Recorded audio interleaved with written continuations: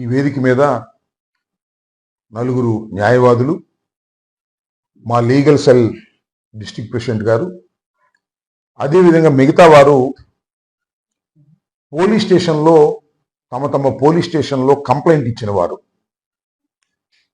అందరం కలిసి ఈ మీడియా సమావేశాన్ని ఏర్పాటు చేశాం. నేను స్వయంగా సోషల్ మీడియాకు సంబంధించి నేను స్వయంగా వెళ్ళి పట్టాపురం పోలీస్ స్టేషన్, అంటే నా ఇల్లు పట్టాపురం పోలీస్ స్టేషన్లో ఉంటుంది కాబట్టి పట్టాపురం పోలీస్ స్టేషన్కు సంబంధించి నేను 4 కంప్లైంట్లు ఇవ్వటం జరిగింది. నేను స్వయంగా నేనుగా వెళ్ళి నా మీద సోషల్ మీడియాలో పెట్టిన పోస్టుల గురించి, అదేవిధంగా మా నాయకుడైనటువంటి మాజీ ముఖ్యమంత్రి జగన్మోహన్ రెడ్డి గారి మీద పెట్టినటువంటి పోస్టుల గురించి. ఎవరు పెట్టారంటే నారా లోకేష్ గారు వ్యంగ్యంగా మా మనోభావాలు, జగన్మోహన్ రెడ్డి గారి మనోభావాలు, జగన్మోహన్ రెడ్డి గారి అభిమానుల మనోభావాలు దెబ్బతినే విధంగా నారా లోకేష్ గారు పెట్టినటువంటి పోస్ట్ ఇది. దీన్ని కూడా జత చేయటం జరిగింది.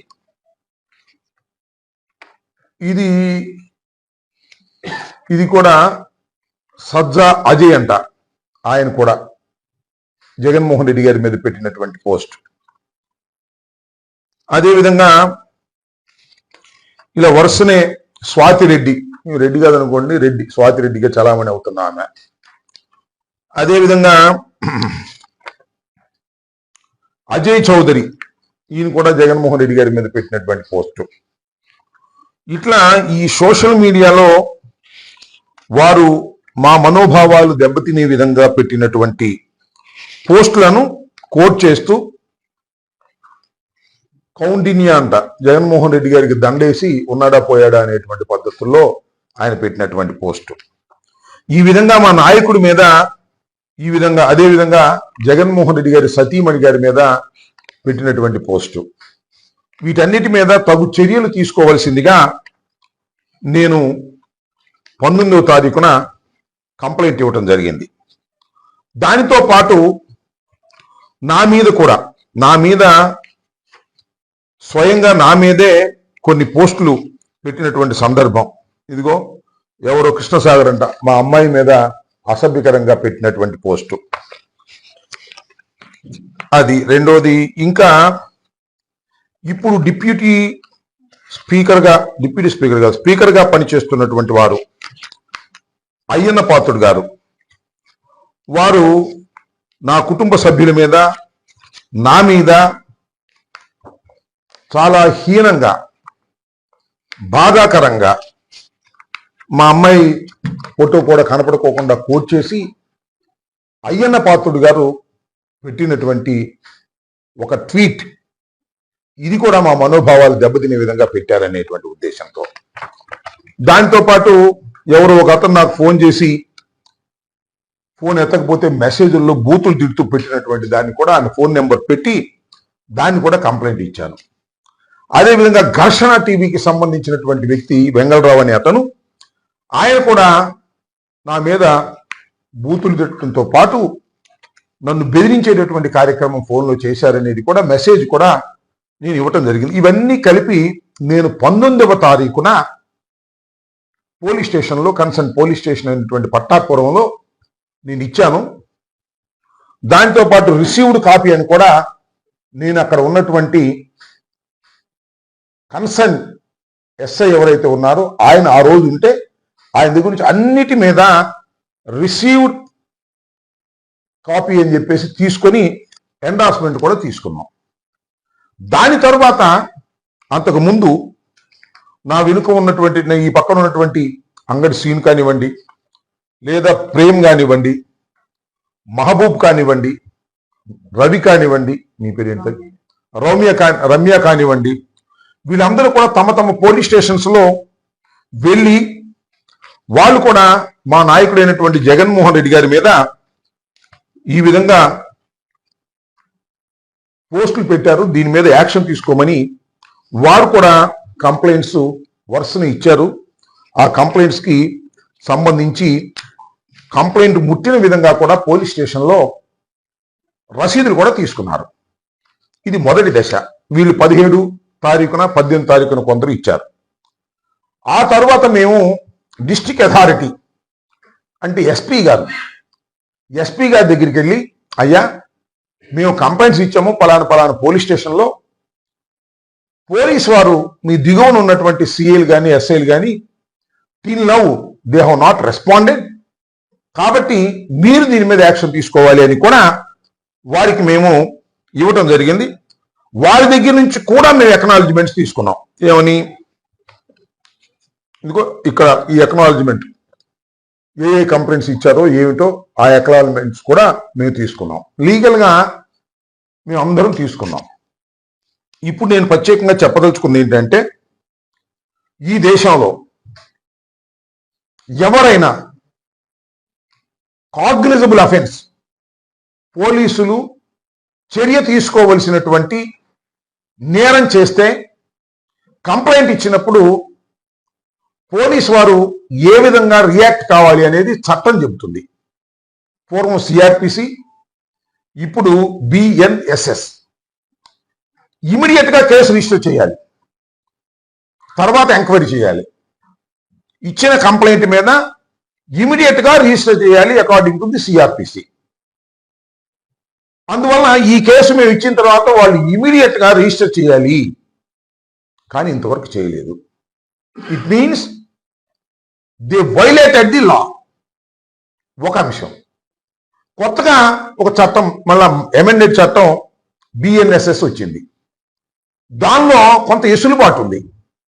ఆ ఎసులుబాటు ఏంటో మా లీగల్ సెల్ అధ్యక్షులైనటువంటి భగవాన్ మీకు చదివి వినిపిస్తాడు, ప్రజలందరికీ తెలియటం కోసం చదివి వినిపించినది. బిఎస్ఎన్ఎల్ లో ఏ సెక్షన్ ఏంటి? BNSS act section 173 sub class 1 ఏం చెప్తుందంటే, proceed to conduct preliminary enquiry to ascertain whether there is exists a prima facie case for proceeding in the matter within a period of 14 days. Subsection ఈ section ప్రకారం BNSS అనే new చట్టం ప్రకారం, amend చేసినటువంటి చట్టం ప్రకారం ఒక కంప్లైంట్ ఇస్తే 14 days లోపల ప్రిలిమినరీ ఎంక్వైరీ కోసం అట్టి పెట్టుకోవచ్చు అని. ఇంతకు ముందు లేదు. సిఆర్పిసిలో ఉండగా కేసు ఇస్తే ఇమీడియట్ గా they have to register and enquire and take action. ఒకవేళ ఫాల్స్ రిపోర్ట్ అయితే ఇది ఫాల్స్ అని రిఫర్ చేయొచ్చు. కానీ కొత్తగా వచ్చినటువంటి ఈ బిఎన్ఎస్ఎస్ లో 14 రోజుల వరకు ఇమీడియట్ గా చేయాలి. ఒకవేళ ఏదైనా డిస్కషన్ అంటూ ఉంటే 14 days వరకు రిజిస్టర్ చేయకోకుండా ఉండొచ్చు. 14 days దాటి ఒక్క రోజు కూడా కేసు రిజిస్టర్ చేయకుండా ఉండటానికి వీల్లేదు. ఇది చట్టం. ఇవాళ మేము చెప్పదలుచుకుంది ఏంటంటే, 17వ తారీఖున 18వ తారీఖున నేను 19వ తారీఖున ఈ కంప్లైంట్స్ అన్ని ఇచ్చాము. ఎస్పీ గారికి కూడా మేము ఇట్లా ఇచ్చినట్టు యాక్షన్ తీసుకోవటం లేదనే దాని మీద మేము చెప్పడం జరిగింది. నేను చెప్పిన డేట్స్ ప్రకారం 14 days ఈజ్ ఓవర్. 14 days అయిన తర్వాత కూడా నేను ఎస్పీ గారితో మాట్లాడాను, ఆ కన్సర్న్ సిఐ పట్టాపురంతో మాట్లాడాను.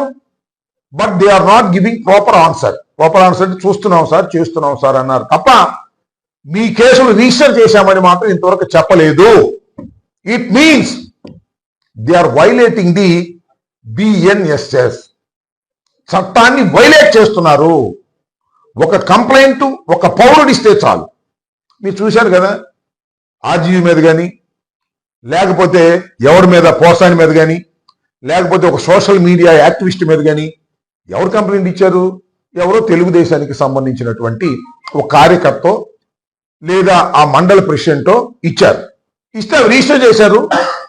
సోషల్ మీడియా కార్యకర్తల్ని అరెస్ట్ చేశారు, లోపల పెట్టారు. ఆర్జీవీని అయితే అరెస్ట్ చేయడానికి వెళ్తున్నాం అన్నారు, ఎక్కడ చెప్పలేదు అనుకోండి.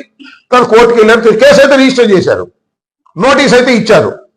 నేను ఇక్కడ ఆవేదనతో చెప్పదలుచుకున్నది ఏమిటంటే, నేను ఒక మాజీ శాసనసభ్యుడిని, మంత్రిని, మాజీ మంత్రిని, కొంతకాలం న్యాయవాదిగా ప్రాక్టీస్ చేసినటువంటి వ్యక్తిని నేను స్వయంగా వెళ్ళి నా మీద ఈ విధంగా ఫలానా వాళ్ళు చేశారు, చింతకాయల అయ్యన్న పాత్రుడు గారు నా ఫ్యామిలీకి సంబంధించి చేశాడు, ఘర్షణ టీవీ వెంగళరావు అనే అతను చేశాడు అని నేను స్వయంగా ఇచ్చాను.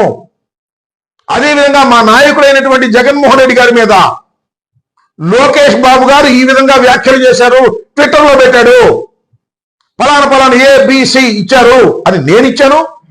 నాతో పాటుగా మా పార్టీకి చెందినటువంటి కార్పొరేటర్లు కానీ నాయకులు కానీ తీసుకువెళ్ళి తమ పోలీస్ స్టేషన్లో ఇస్తే ఎందుకు ఇంతవరకు రిజిస్టర్ చేయలేదు?